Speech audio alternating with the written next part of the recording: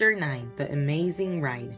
The Pteranodon coasted down to the ground. He stared at Jack with his bright, alert eyes. What was Jack supposed to do? Climb on? But I'm too heavy, thought Jack.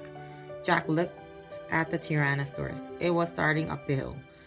Its giant teeth were flashing in the sunlight. Okay, thought Jack. Don't think, just do it. Jack put his book in his pack.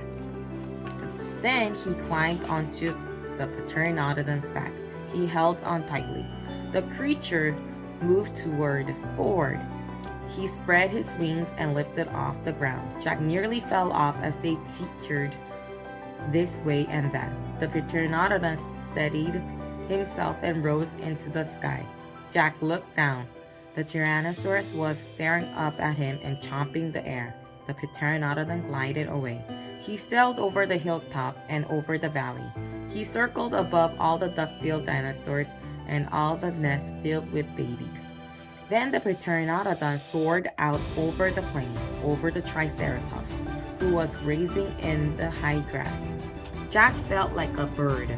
The wind was rushing through his hair. The air smelled sweet and fresh. Jack whooped and laughed. He couldn't believe it. He was riding on the back of an ancient flying reptile. The Pteranodon sailed over the stream and over the ferns and bushes. Then he carried Jack down to the base of the oak tree. When they came to a stop, Jack slid off the creature's back and landed on the ground.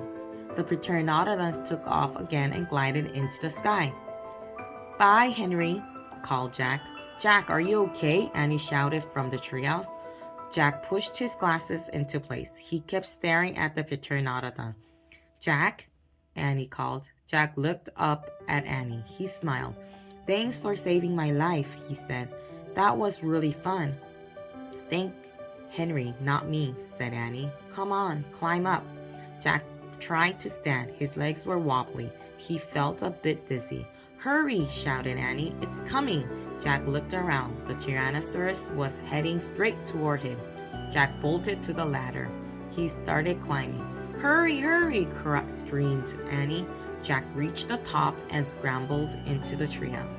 It's coming toward the tree, Annie cried. The dinosaur slammed against the oak tree. The treehouse shook like a leaf in the wind. Jack and Annie tumbled into the books.